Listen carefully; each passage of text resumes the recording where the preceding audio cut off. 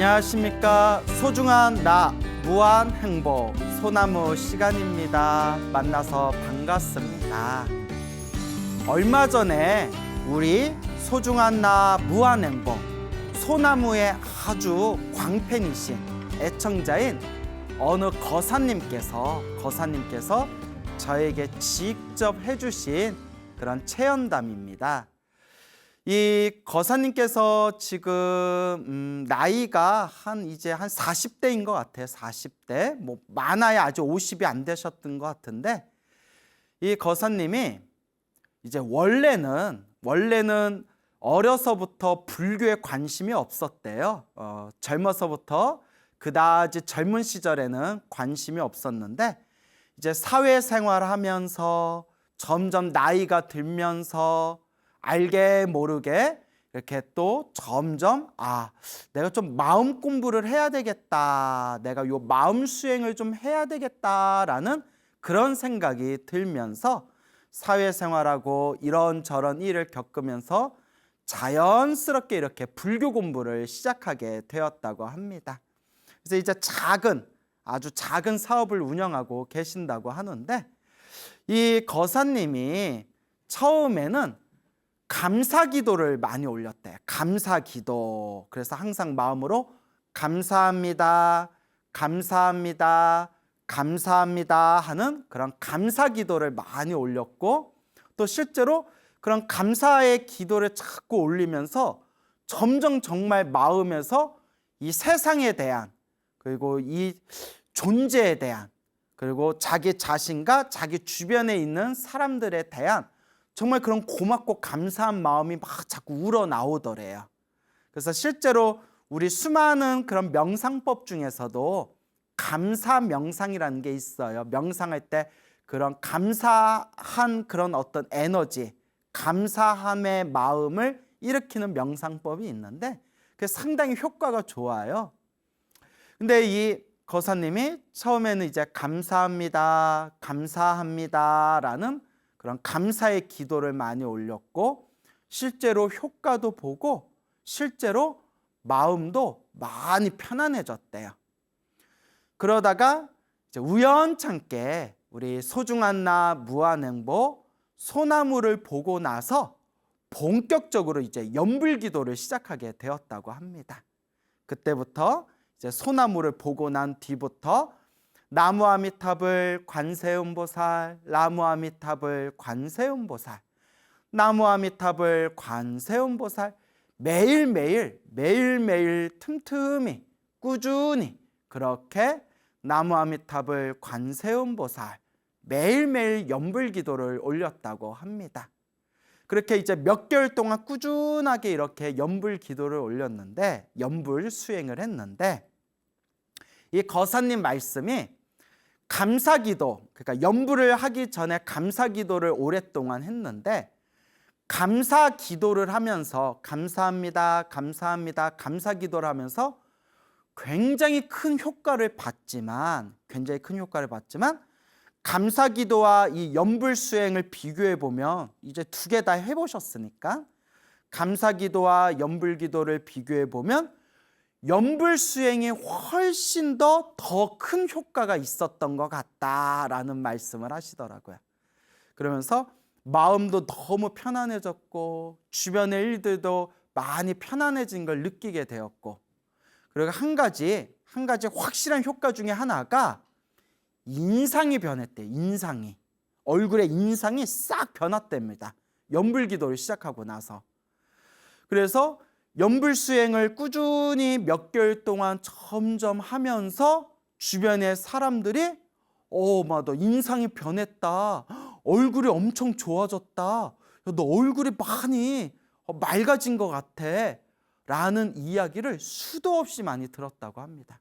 그래서 실제로 이 몇 개월 동안 연불수행을 하기 전에 자기 얼굴과 연불수행을 꾸준히 하고 난 뒤에 지금의 자기 얼굴을 이렇게 거울로 비춰보면 확연하게 자기가 스스로 느낄 정도로 얼굴이 많이 편안하고 맑아지고 깨끗해지고, 눈가의 그 눈도 많이 부드러워진 걸 느낀다라는 말씀을 하더라고요.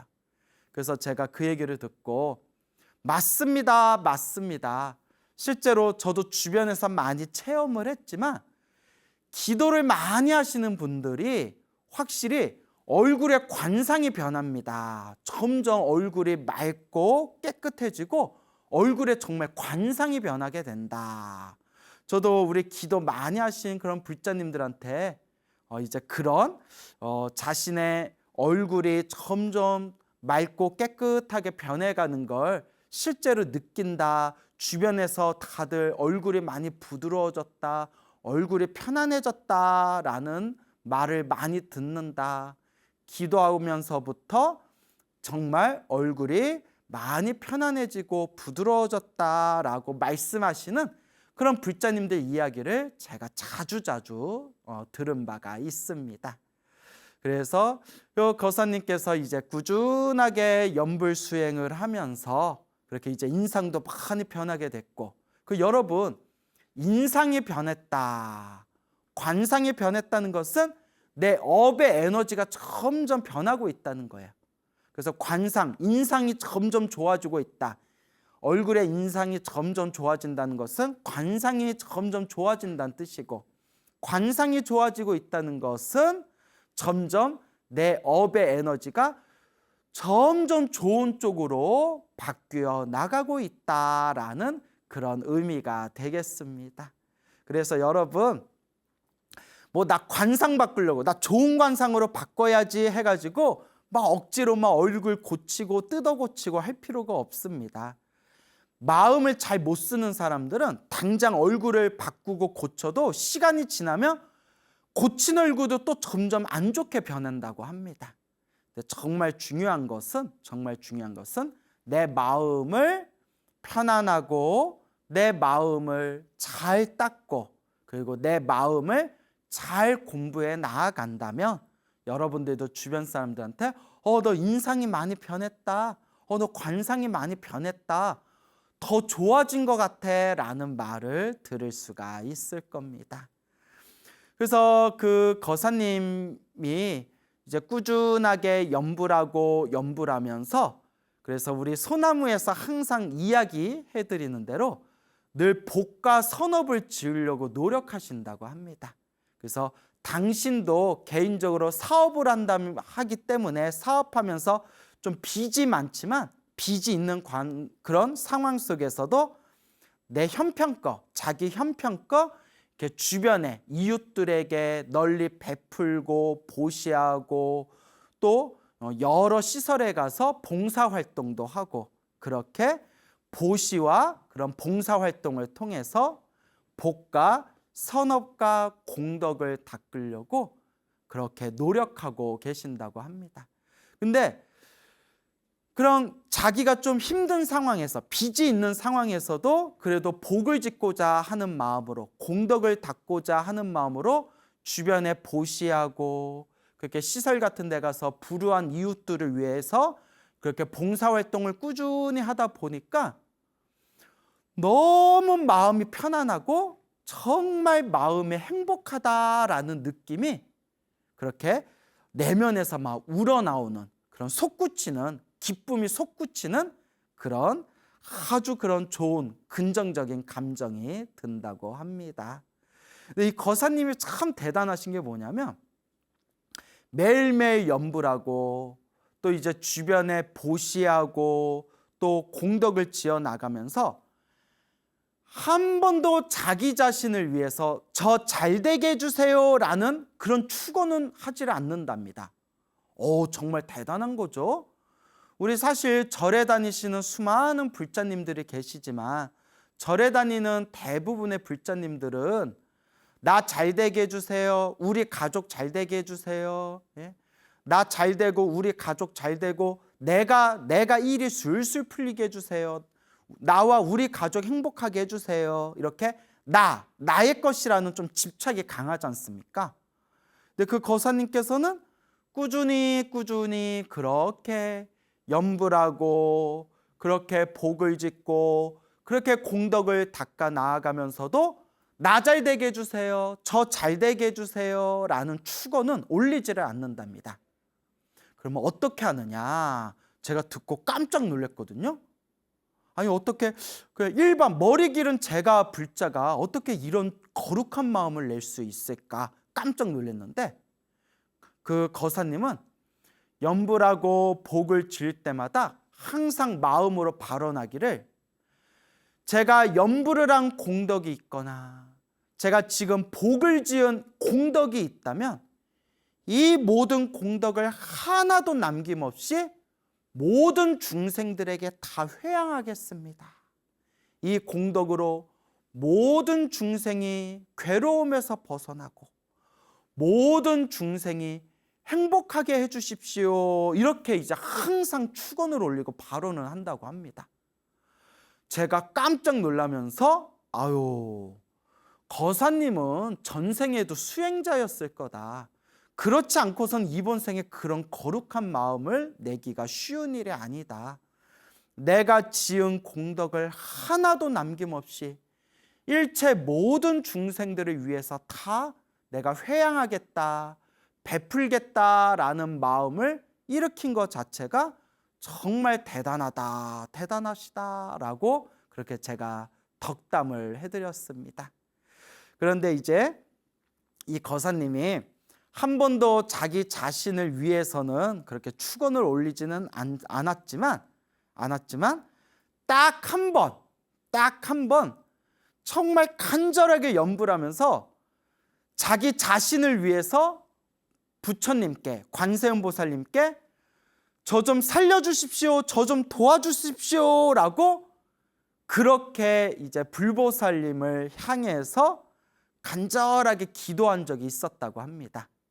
그게 무엇인고 하니, 예전에 몸살, 심한 감기 몸살을 걸린 것처럼 몸이 너무나 아프더래요. 그냥 이불 위에 쓰러져 가지고 도저히 일어나기 힘들 정도로 온몸의 근육통과 온몸의 통증이 너무 심해 가지고 정신을 차릴 수가 없을 정도였대요. 그래서 우리가 너무 힘들고 괴로울 때 우리 불자들을 의지할 게 뭐밖에 없겠습니까? 그렇죠. 부처님밖에 없지 않습니까? 불보살님에게 의지하는 수밖에 없지 않습니까? 그때 간절하게 염불하고 간절하게 염불하다가 너무나 힘들고 괴로워서 부처님, 보살님 도와주세요, 부처님, 보살님 도와주세요 라고 처음으로 자기 자신을 좀 도와달라고 그런 마음으로 간절하게 이렇게 누워가지고 염불을 했답니다. 얼마나 힘들었겠어요. 너무 힘들어서 죽을 것 같습니다. 부처님, 보살님 도와주십시오 라고 했는데, 그 염불하다가 이렇게 지쳐서 잠이 들었대요. 몸이 너무 아프고 아픈 가운데 부처님 도와주세요 염불하다가 이렇게 탈진하듯이 잠이 들었는데, 이제 생생한 꿈을 꾼 거예요. 생생한 꿈을 꿨는데 그 생생한 꿈 속에서 이렇게 눈앞에 부처님 불상이 보이더래요. 불상. 이렇게 싹 불상이 보이는데, 그때 옆에 어떤 사람이 쓱 나타나더니 자기를 이렇게 데리고 불상 앞으로 데리고 가더래요. 옆에 어떤 사람이 자기를 불상 앞에 이렇게 데려오더니, 자 여기 불상 앞에서 부처님 앞에서 인사 올려라, 절을 하십시오 라고 이렇게 얘기를 하더래요. 그래서 옆에서 이제 부처님한테 절하라고 하니까 이렇게 그 눈앞에 보이는 큰 불상 앞에서 부처님께 이렇게 정성스럽게 삼배를 올렸대요. 정성스럽게 이렇게 절을 올리고 인사를 드리고 난 뒤에 꿈에서 탁 깼는데 몸이 아주 상쾌하고 가볍고, 그 꿈꾸기 전에 그렇게 몸이 욱신욱신 몸이 아팠는데 그 아픈 게 흔적도 없이 싹 사라졌더라 합니다. 순간 이게 가피구나. 부처님께서 항상 은은하게 우리 중생들을 보호하고 도와주시는구나 라면서 마음으로 부처님의 가피에 대한 그런 확신이 더욱 깊어지고 불심이 더욱 깊어지는 그런 계기가 되었다고 합니다. 그래서 이 거사님이 지금도 열심히 봉사활동 하시고 주변에 좋은 보시, 나눔도 하시고 그리고 지금도 열심히 연불수행하면서 그렇게 아주 신행생활을 잘하고 있는 그런 정말 모범되는 그런 불자님, 그분의 직접 체험하신 이야기를 제가 들었던 걸 여러분들에게 소개해드리는 바입니다. 참 대단하죠? 그래서 여러분들도 항상 기도하실 때 나만 잘되게 해주세요 라고 기도하지 마시고 기도의 마지막에는 반드시 사옹서원, 중생을 다 건지게 했습니다. 모든 번뇌를 다 끊겠습니다. 법문을 다 배우겠습니다. 불도를 반드시 이루겠습니다. 항상 사옹서원으로 기도의 마무리를 하시고 그리고 그렇게 개인적인 소원을 빌더라도 모든 중생이 행복하여지이다, 모든 중생이 성불하여지이다 라는 마음으로 항상 기도의 마무리를 하시기 바랍니다. 그러면서 우리의 마음이 점점 저 성불의 경지로 조금씩 그렇게 부처님을 향해 닮아가게 될 것입니다. 제가 굉장히 아끼는 그런 젊은 후배 스님이 있어요. 후배 스님이 이제 한 30대 중반 정도 됐겠네요. 이제 그 스님을, 그 후배 스님을 처음 봤을 때가 그 스님이 20대에 그 스님이 동국대학교 다닐 때 그렇게 처음 봤던 그런 아끼는 그런 젊은 후배 스님이 있습니다. 아주 그냥 키도 크고 얼굴도 잘생긴 그런 후배 스님이에요. 이 스님께 또 제가 직접 들은 이야기인데, 이 후배 스님이 이제 20대 젊은 나이에 출가를 했어요. 20대 젊은 나이에 출가를 했는데 출가하기 전에 그 젊은 나이에 불교에 몇 년 동안 푹 빠져가지고 출가하기 전에 이렇게 불교에 부처님의 가르침에 깊이 푹 빠져서 불교 공부, 신행생활을 좀 열심히 했답니다. 그래서 출가하기 전에 법화경을 한 100번 정도 읽었대요. 법화경을. 야, 대단하죠? 그 묘법연화경, 법화경이 두껍지 않습니까? 그걸 이제 한 100번 정도를 읽었다. 거의 한 100번 정도 읽은 것 같습니다. 라고 그렇게 이제 말씀을 하더라고요. 그렇게 법화경 100번 읽을 정도로 그렇게 부처님 가르침에 깊이 이제 매료가 돼가지고 신행생활을 하다가 그 20대 젊은 나이에 머리 깎고 출가하고 싶다라는 생각이 딱 들더래요. 머리 깎고 출가하고 싶다. 그래서 정말 출가하고 싶은데 어렸을 때부터 부모님의 사랑을 듬뿍 받으면서 이 자란 그런 외동아들이기 때문에, 외동아들이라서 부모님이 출가를 허락을 안 해주는 거예요. 그리고 아버지가 그냥 출가를 절대 허락을 안 해주는 거예요. 출가를 허락을 안 해주셔가지고 좀 많이 고민하고 갈등하다가 여러분, 이 인연법을 어떻게 막겠어요? 우리 석가모니 부처님도 고타마 시다르타 왕자였을 때 그렇게 출가하고 싶었는데 아버지였던 그 슈토다나 왕, 한문으로는 정반왕이라고 하죠. 아버지 정반왕이 그렇게 출가를 못하게 붙들고 막았지만 결국은 시다르타 왕자가 이제 출가를 하고 결국은 이제 위대한 그런 깨달음을 얻고 부처님이 되셨지 않습니까? 이 인연법이라는 거는 막을 수가 없죠. 이 세상의 존재 자체가 인연 따라 일어나고 인연 따라 사라지는 건데, 그래서 이 스님이 결국 이제 야밤도주 하듯이 이제 집을 나와서 머리를 깎고 이제 출가를 하게 됩니다. 이제 머리 깎고 출가를 했는데 이제 나중에 그렇게 출가를 반대했던 그 아들이, 그토록 이제 눈에 넣어도 아프지 않은 아들이 이제 출가를 했다라는 소식을 머리 깎고 좀 절에 들어갔다. 그러니까 이제 소식이 다 끊겼잖아요. 그러다가 머리 깎고 절에 들어갔다라는 이야기를 아버지가 딱 들으셨는데 의외로 담담하시더래요.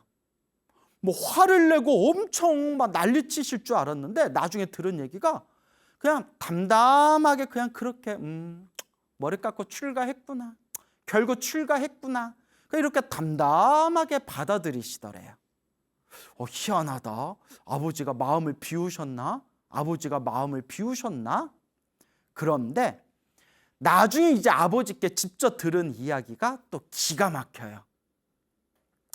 아버지가 이제 아들이 출가할 때 그 즈음에 아버지는 이제 아들이 출가했다는 것도 모르고 이제 집에서 이제 아버지께서 지내고 계시는데 3일 동안 연속해서 아주 생생한 꿈을 3일 동안 연속해서 3번을 꾸셨대요. 어떤 꿈을 꾸셨냐면 아버지 말씀이 첫째 날 꿈에 어느 노스님이 나타나셨대요. 이렇게 노스님이 나타나셔서 가스레인지 위에다 동글동글한 냄비 3개를 이렇게 올려놓고 이제 냄비 3개를 올려놓고 아직은 때가 아니다 이런 말씀을 하더래요. 잘 기억해 두세요.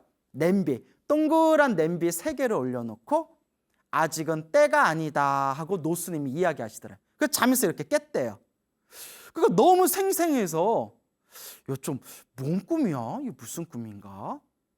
그 다음날 둘째 날에 또 꿈을 꾸셨는데 그 노스님이 또 나타나셨대요. 노스님이 나타나셔서 그 똑같은 그 동그란 냄비 3개에다가 물을 올려놓고 물을 팔팔 끓이시더래요. 뭐 라면을 끓여 드시려고 했는지 국수를 끓여 드시려고 했는지 동그란 냄비 3개에다 물을 넣고 그걸 팔팔 이제 끓으면서 노스님이 이제 때가 되었다 이렇게 말씀하더래요. 이제 때가 되었다. 그 잠에서 이렇게 딱 깼대요. 아버지가 이제 때가 되었다.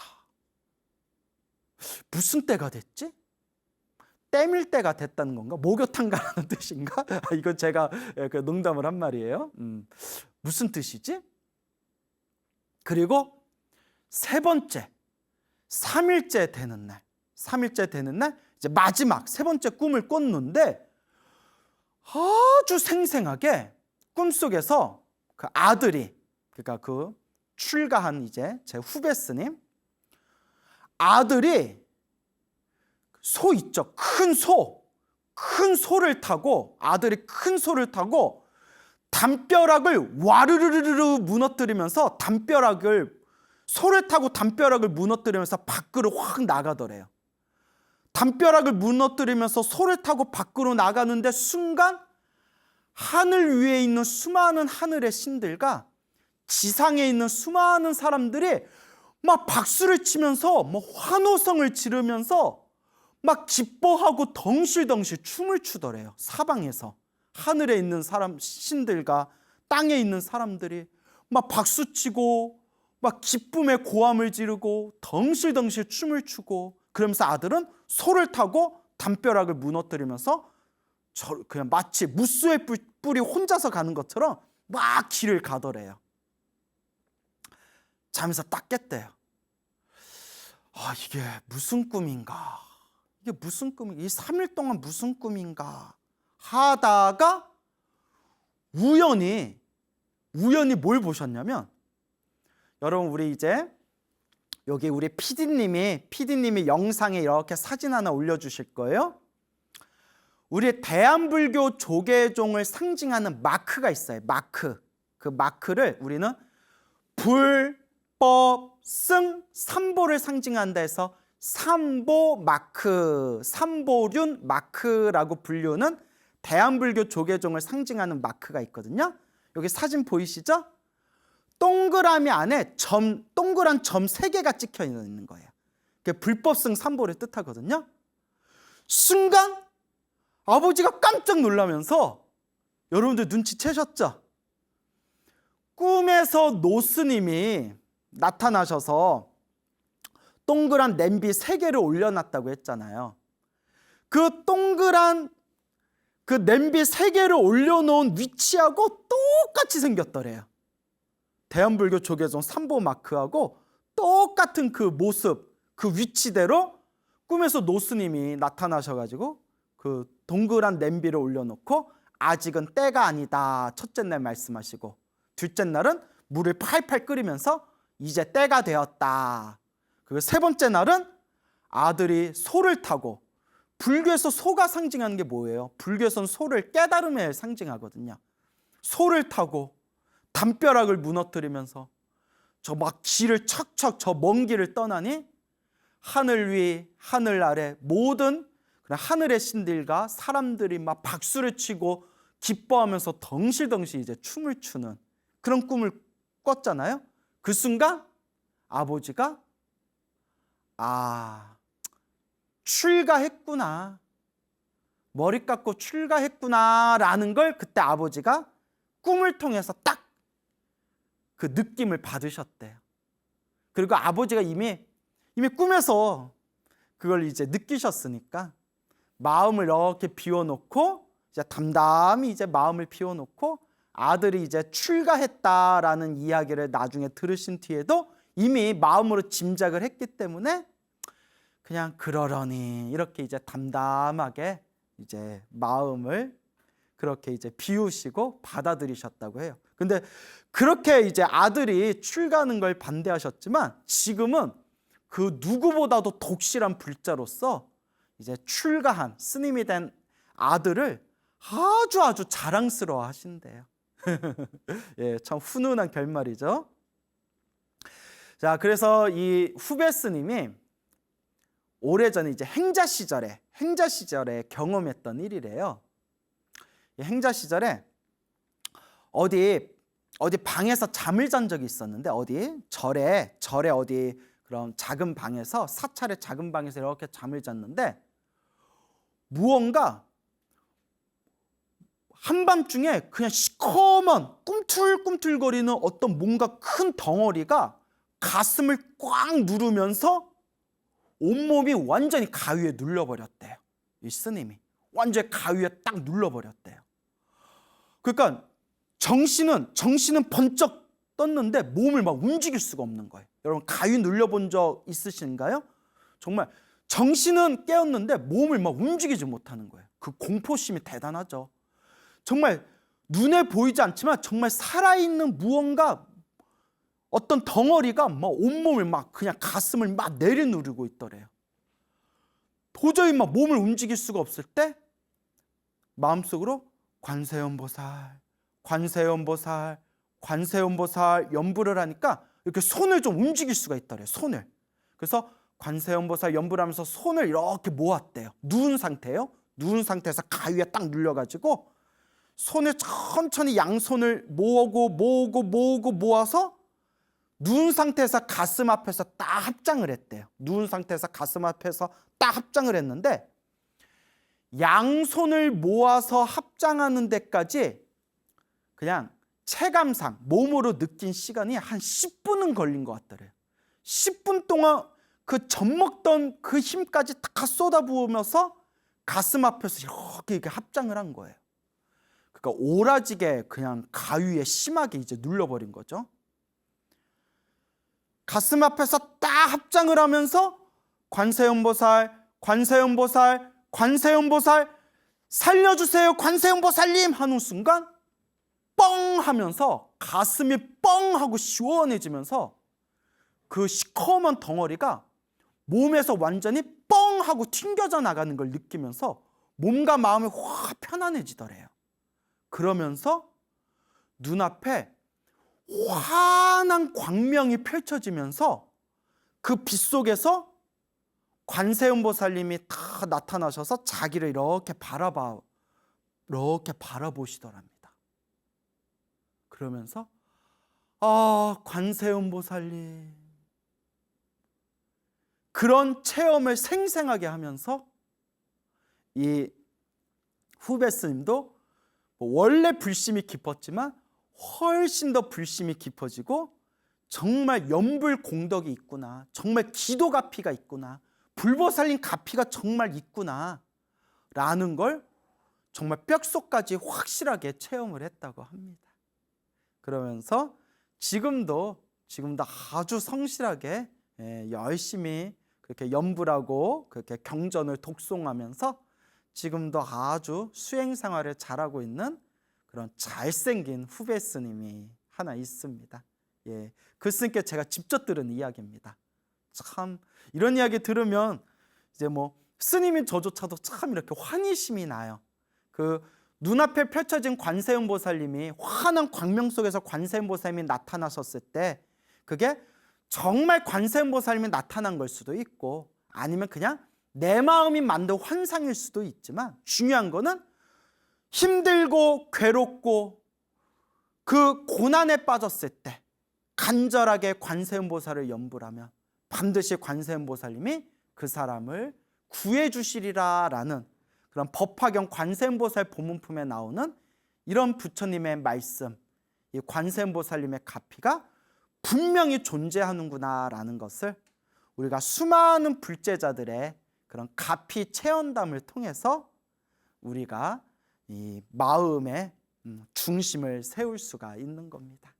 그래서 여러분 의심하지 마시고 한번 간절하게 기도해 보십시오. 그냥 어설프게 기도하지 말고 정말 간절하게 정성스럽게 좋은 일이 일어나면 좋은 일이 일어나는 대로, 나쁜 일이 일어나면 나쁜 일이 일어나는 대로, 좋다 싫다 즐겁다 슬프다 그런 마음도 다 비워놓고 오직 부처님을 믿고 한번 염불을 하고 기도해 보시기 바랍니다.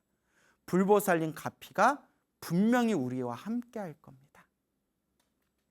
그리고 또 제가 아끼는 또 다른 또 후배 스님이 있어요. 그 스님도 이제 30대인 스님인데 제가 또 아끼는 그런 아주 착한 좋은 후배 스님이 있는데 이 스님이 또 저한테 직접 해준 얘기예요.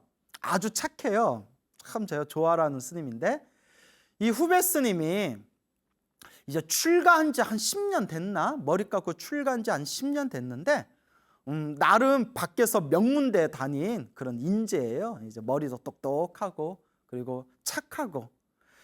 근데 이 스님이 이제 10년 동안 이제 이렇게 이제 한국에서 공부를 하면서 뭔가 이제 좀 타성에 젖은 그런 어떤 버릇을 좀 깨고 그리고 좀 견문을 널리 넓히고 또 새로운 마음으로 공부하자라는 그런 마음에서 이제 외국에 미국에 있는 대학에 이제 유학을 가려고 준비를 했어요. 그래서 이제 뭐 그냥 뭐 방송이니까 어느 대학인지 좀 대놓고 말하기는 뭐하고 그냥 여러분들 머릿속에 떠오르는 미국에 있는 세계에서 가장 유명한 인류 대학교 하면 대충 뭐 떠오르는 대학교들이 있죠.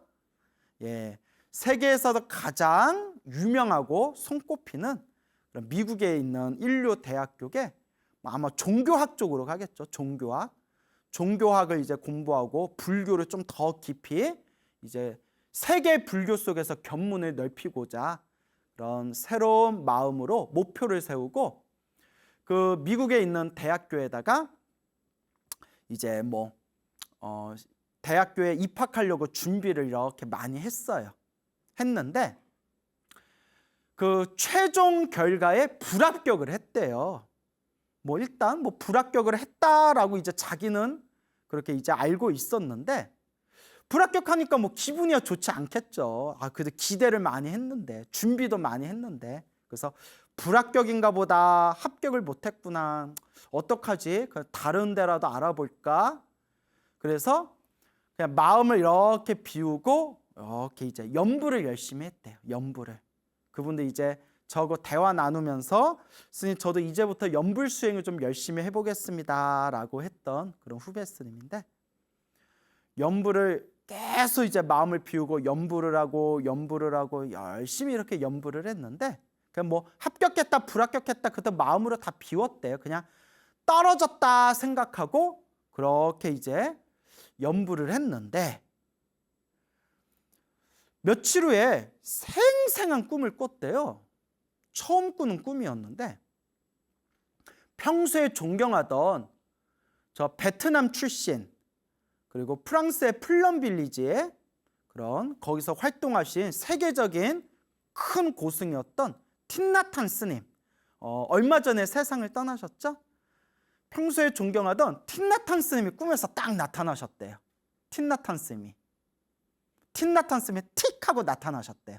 틱나탄 너무 무리수인데 하여튼 틴나탄 스님이 이렇게 이제 탁 하고 나타나셨는데 손에 황금 구슬을 이렇게 들고 계시더래요. 틴나탄 스님이 황금 구슬을 들고 계셨는데 그 황금 구슬을 그 스님에게 이렇게 전해주더래요.